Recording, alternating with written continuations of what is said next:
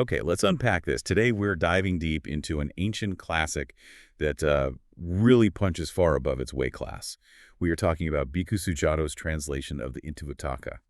And the title itself is just beautifully simple. So, it was said.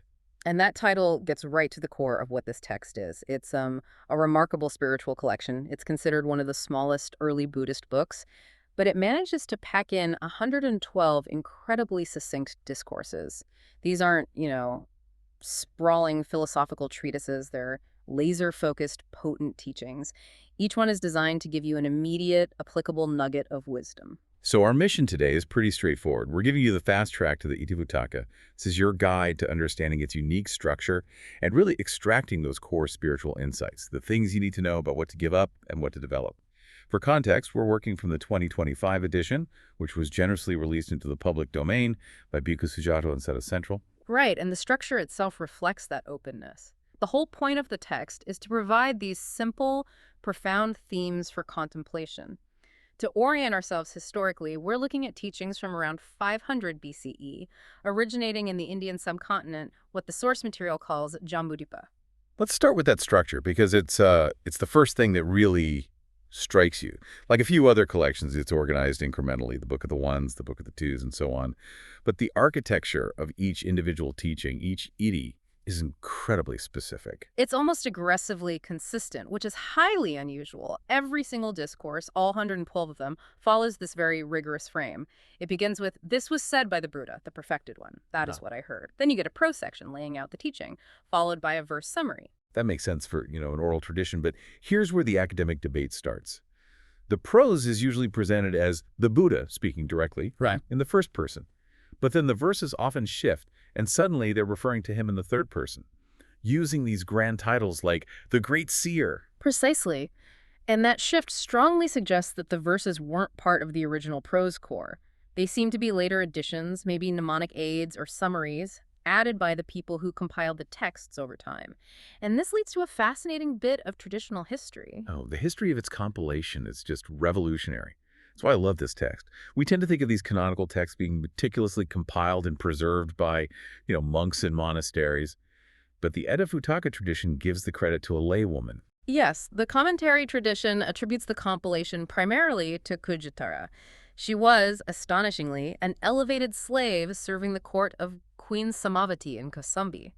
She heard the Buddha teach, achieved the stage of stream entry, that's the first level of awakening, and because of her flawless memory, she became the official Dhamma teacher for all the court ladies. So an entire canonical book comes from the oral memory of a laywoman who was essentially a palace servant.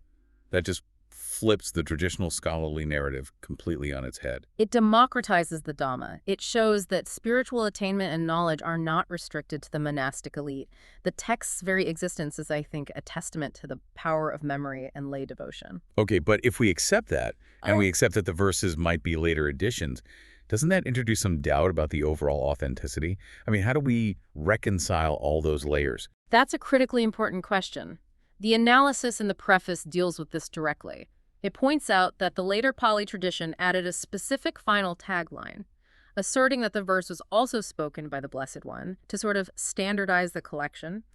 But the older Chinese translation often lacks that line. So the Pali redactors were trying to systematize it to make sure everything was equally Buddhist-said. Exactly. But the principle we should take away is this. As the translator puts it, the absence of certainty does not, however, imply the presence of ignorance. We proceed with the knowledge we have, understanding that the historical origin can be complex. But the wisdom in the teaching remains clear. The simplicity of it is maybe what allowed a laywoman to memorize it so perfectly in the first place. That's a great bridge. Let's move from the history of the text to the spiritual immediacy of the content itself. Starting with the simplest concepts in the Book of the Ones. We're talking about the one thing you must give up to achieve non-return, the third stage of awakening. Right. The mands are really focused on the roots of unskillfulness that perpetuate suffering. The specific list given identifies greed, hate, delusion, anger, disdain, and conceit. The path of awakening requires you to eliminate these. But the text gets incredibly specific about spiritual progress. It's not just a pass-fail test, is it? Because the definition of non-returner suggests they haven't actually dropped all of those qualities yet. And that's where the precision of the ancient path really stands out. A non-returner, by definition, has eliminated the grosser defilements, the deep roots of sensual greed and hate. They're guaranteed not to be reborn into this world, but, and this is the key, they have not yet eliminated the more subtle intellectual fetters. Wait, so someone on the verge of ultimate liberation, guaranteed not to return, still has delusion and conceit. That seems like a massive contradiction. How can you be nearly perfect but still, arrogant? It's a great question. The analysis helps us understand this progression. Greed and hate are emotional, tied to the senses. Delusion and conceit are more cognitive. They're existential. Conceit, in this context, is often the subtle ego's measuring of self against others, even a spiritually advanced self. And delusion is a lack of complete, penetrative knowledge of reality. Those are the final hurdles before full awakening. This text just beautifully grades that spiritual journey. It makes the path feel like a marathon, not a sprint. Yeah. We see that same sense of immediacy when the text links the state of our mind right now to our eventual destiny. You see this in ED 20 and 21. This is one of the most sobering and direct teachings in the whole collection. It eliminates any wiggle room about karma. Corruption of mind, the text states, is the reason some sentient beings are immediately cast down to the lower realms upon death. And conversely, purity of mind is the direct cause for others being raised up to the heavens. Yes, the outcome is certain. The text compares it to literally being carried off and put there by your own mind state. This isn't some concept of punishment or reward from a higher power. It's an immediate self-transporting consequence of the mind's quality. It gives every single thought we have an enormous weight. So if the mind is that powerful, what are the trainee's tools? Moving into the Book of the Twos, the text highlights two factors that are so very helpful. We have to balance that internal power with external support. The two factors are divided very clearly. The interior factor, which is the rational application of mind, and the exterior factor, which is good friendship. The rational application of mind. How does a trainee use that to counteract the gravitational pull of an impure mind? It means consciously steering your thoughts away from the unskillful, from the greed, hate, and delusion we just talked about, and applying effort to cultivate the skillful. It's that constant, deliberate act of attention, making sure the mind is functioning with clarity, not just reacting blindly. This is really the engine of change. And then you have the indispensable exterior support, good friendship. We often hear about meditation or solitude, but good companionship is listed here as absolutely essential for progress. It's the necessary structure. A trainee with good friends finds themselves naturally inclined toward reverence and respect. They have support to avoid bad influences. The text suggests that with this combination, internal effort and external support, the ending of all the fetters, all the bonds that tie us to suffering, is achievable. Without that external accountability, the internal work is just so much harder. Okay, let's transition now to the Book of the Threes, which gives us some of the most memorable imagery in the entire collection. These similes are designed to shock you into awareness. The first is the cosmic scale of suffering, the heap of bones. ED 24 paints a picture so vast it's almost difficult to hold in your mind. It says that a single person, just roaming and transmigrating for a single eon, which is an almost inconceivable amount of time, would amass a heap of bones. And the size of this hypothetical bone pile is? The heap would be the size of Mount Vipula, and the source notes that Vipula is actually higher than the famous Vulture's Peak. It uses this massive, familiar landmark to emphasize that suffering isn't abstract. It's a physical, mountain-sized residue created by every single cycle of rebirth. That is designed to motivate you to cease wandering immediately. But it's balanced by an equally powerful image of hope and effort, the power of love, from ET 27. Yes, this teaches the superiority of spiritual cultivation. The heart's release through loving kindness mettā is valued far more highly than any worldly act of charity. It's worth more than a 16th part of all the grounds for making worldly merit. Why is the benefit so exponentially greater than, say, giving donations or performing rites? Because worldly merit, while good, is ultimately temporary. It leads to better worldly rebirths, sure, maybe as a wealthy human or a happy god, but those outcomes eventually end. Loving kindness, when deeply cultivated, is a direct path to liberation, to nibbana. It's an unlimited, permanent spiritual gain. The text beautifully describes it by comparing it to the radiance of the moon, which utterly eclipses all the stars combined. And it throws in a powerful biographical detail here, noting that the Buddha himself practiced this for 7 full years. which resulted in him experiencing 7 eons of non-return. It connects this huge concept to tangible practice. It sets the standard. You want massive returns on your spiritual investment. Cultivate boundless love. Moving from the cosmic to the social, the text gives us excellent advice on avoiding bad company. 8076 uses 2 very visceral similes. These are warnings about contamination. The first compares wrong associations to a poisoned arrow. If you keep a poisoned arrow in your quiver, eventually every other arrow, every other part of your life becomes toxic. The influence doesn't stay isolated. And the second simile is maybe even more memorable for its sensory detail. It's the stinky fish. It says that associating with the wrong people is like wrapping stinky fish in grass.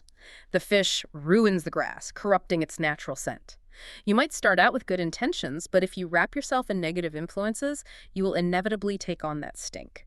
The morality of the people around you is crucial, even for achieving worldly goals like respect, wealth, or a heavenly rebirth. This emphasis on morality continues right into the family with 8106, focusing on honoring one's parents. This is placed at a spiritual level we don't often equate with family life. The family where children honor their parents is described as living with divinity, with elder gods, and even worthy of offerings dedicated to the gods. That seems like extremely high praise for simply being a good son or daughter. What's the core rationale? The text provides it simply. Parents are very helpful. They're the ones who raise them, nurture them, and show them the world. They are the first tutors, the first guides. Recognizing that debt and honoring them is seen as a fundamental act of goodness that prepares the mind for higher practice. And 8074 rounds out these family concepts by classifying children based on their ethical trajectory. Those who better their birth, equal their birth, or fail their birth. It's a measure of ethical progress across generations. The most laudable child is the one who betters their birth. Say, if the parents lacked ethics, but the child takes up the practice of refuge and morality.